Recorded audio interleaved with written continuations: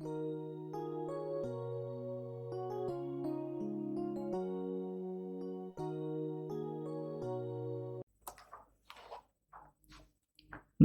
साथियों, मेरे YouTube channel आर्यस Excel zone में आपका स्वागत है।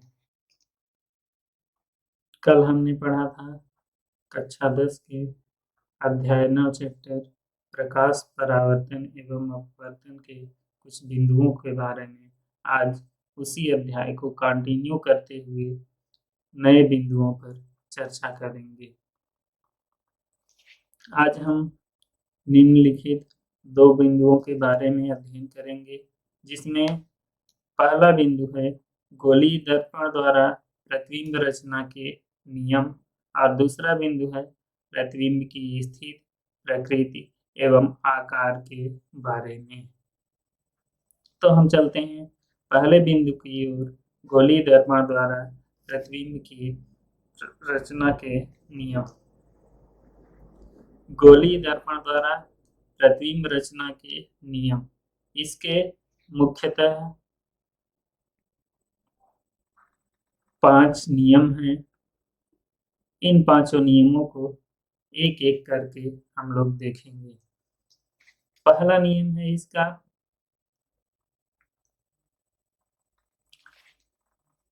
मुख्य अक्ष के समांतर आपतित किरणें परावर्तन के पश्चात अवतल दर्पण में मुख्य फोकस से होकर गुजरती हैं और उत्तल दर्पण में मुख्य फोकस से फैलती हुई प्रतीत होती हैं।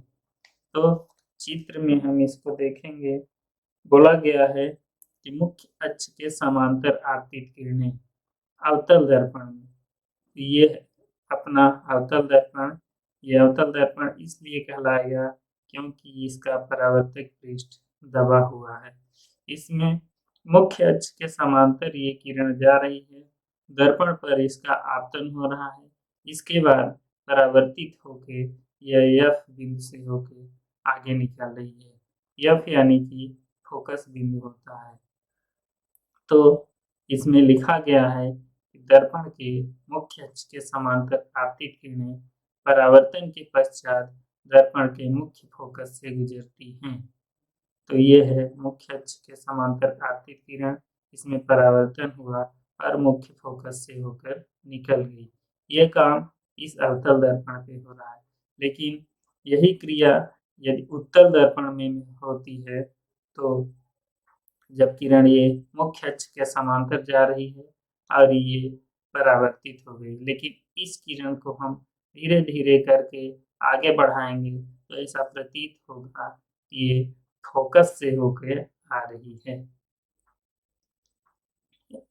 अब चलते हैं अगले नियम की ओर।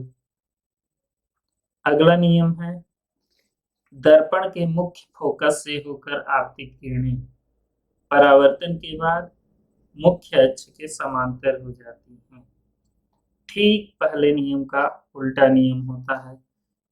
जब हम मुख्य अक्ष के समांतर किरणों को आपतित कराएंगे तो वो फोकस से होकर निकलेंगी, लेकिन इसी का उल्टा यदि हम फोकस से होकर किरणों को आपतित कराएंगे तो वह परावर्तन के पश्चात मुख्य अक्ष के समांतर हो जाती हैं। तो देखिए चित्र में ये किरण सीधे जा रही है, फोकस से होकर जा दर्पण पर आपतित हो रही है और आपतन के बाद जब परावर्तन होता है तो ये मुख्य अक्ष के समांतर हो गई। ये तो हुआ अवतल दर्पण में। ठीक इसी तरह उत्तल दर्पण में होता है।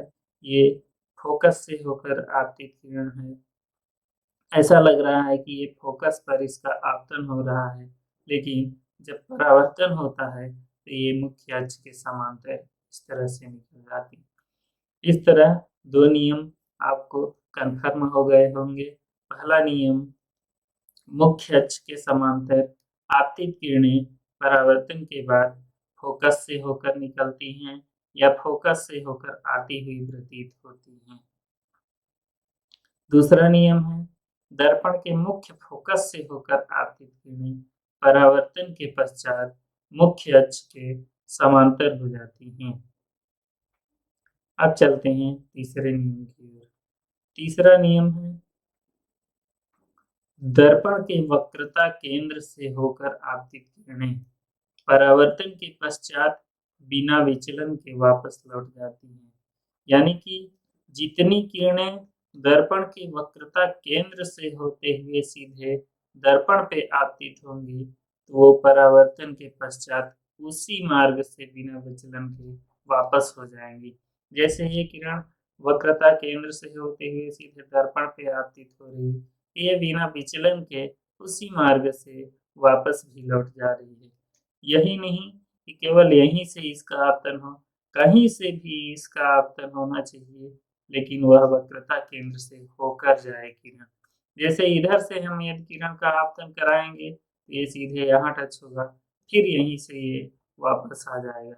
यदि हम ऐसे इधर से लेके जाएंगे वक्रता केंद्र से होते हुए, दर्पण पे आपतन होगा और फिर उसी मार्ग से वह बिना विचलन के वापस हो जाएगी। ठीक इसी तरह उत्तल दर्पण में भी होता है। ये वक्रता केंद्र से किरण का आपतन हो रहा है और दर्पण से टकराने के बाद यह उसी मार्ग से वापस लौट रही है। इसमें किसी भी प्रकार का विचलन नहीं हो रहा है। अगला नियम है दर्पण के मुख्य अक्ष से होकर आती किरण। ये दर्पण का मुख्य अक्ष होता है। इसमें ये दर्पण का मुख्य अक्ष है। यदि इस मुख्य अक्ष से होकर आती किरणें दर्पण पर आपतित होती हैं, तो वह उसी मार्ग से वापस लौट जाती हैं। जिस तरह से वक्रता केंद्र की किरणें उसी मार्ग से वापस लौटती हैं, उसी तरह मुख्य अक्ष से होकर आती किरणें उसी मार्ग में वापस लौट जाती हैं। अगला तिर्यक दिशा से दर्पण के ध्रुव पर आपतित किरणें परावर्तन के पश्चात तिर्यक दिशा में ही परावर्तित होती हैं। जैसे ये तिर्यक दिशा में दर्पण के ध्रुव पर आपतन हो रहा है, तो परावर्तन होने के पश्चात ये तिर्यक दिशा में ही वापस लौट जाती है। अब इस पे मुख्य अक्ष के थ्रू दो कोण बनते हैं। एक आपतन कोण बनता है और एक परावर्तन कोण। इसमें वही काम होता है जो समतल दर्पण में होता है। यदि आपतन कोण का मान 30 डिग्री है, तो परावर्तन कोण का भी मान 30 डिग्री ही होगा। इसी तरह उत्तल दर्पण में भी होता है। ये तिर्यक दिशा से ध्रुव पर किरण का आपतन हो रहा है, तो वह तिर्यक दिशा में ही परावर्तित होकर बाहर निकल जाती है। एक बार हम पांचों नियमों को फिर से रिपीट कर रहे हैं। पहला नियम है मुख्य अक्ष के समांतर दर्पण पर आपतित किरण परावर्तन के पश्चात मुख्य फोकस से होकर गुजरती है या मुख्य फोकस से होकर आती हुई प्रतीत होती है। अवतल दर्पण में मुख्य फोकस से होकर गुजरती है, उत्तल दर्पण में फोकस से आती हुई प्रतीत होती है।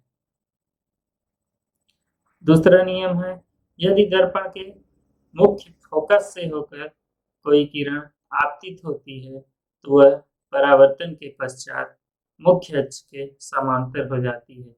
ये दोनों नियम एक दूसरे के विपरीत होते हैं। यदि मुख्य अक्ष के समांतर किरण जाएगी, वह फोकस से निकलेगी।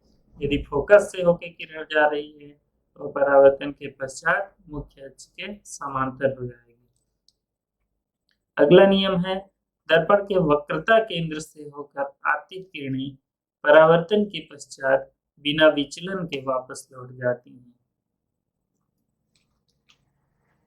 अगला नियम है दर्पण के मुख्य अक्ष से होकर आती किरणें दर्पण से परावर्तन के पश्चात उसी मार्ग से वापस लौट जाती हैं।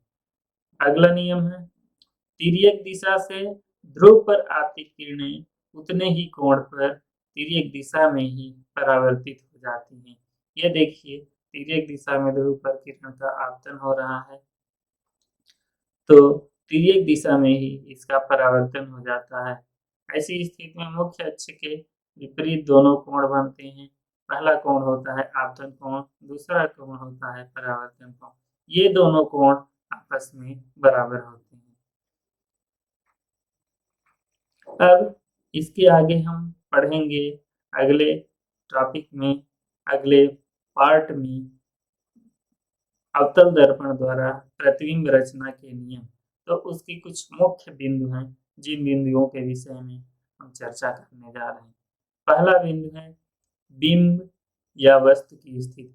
बिंब को वस्तु भी बोला जाता है। इस टॉपिक में हम इस टॉपिक में के माध्यम से है यह जानते हैं कि वस्तु कहाँ पर रखी गई है, वह स्थान क्या है। प्रतिबिंब की स्थिति यह वह स्थान होता है जहाँ पे दर्पण द्वारा वस्तु का प्रतिबिंब बनता है।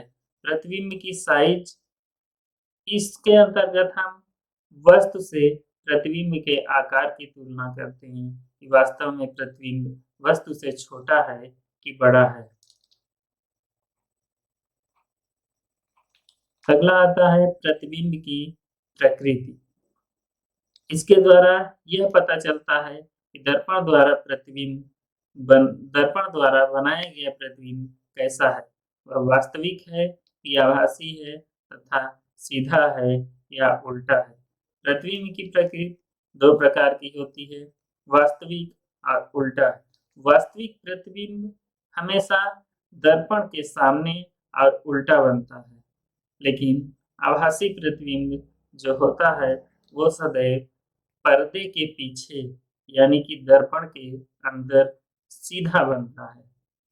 इस प्रकार से प्रतिबिंब की प्रकृति दो प्रकार की होती है, वास्तविक व उल्टा, आभासी व सीधा। तो दोस्तों यहीं पे हम आज की क्लास समाप्त करते हैं और जाते जाते एक रिक्वेस्ट है आपसे कि आप वीडियो को देखिए और यदि मेरा वीडियो पसंद आता है तो दोस्तों के बीच शेयर करिए और उनसे सब्सक्राइब करवाइए। धन्यवाद।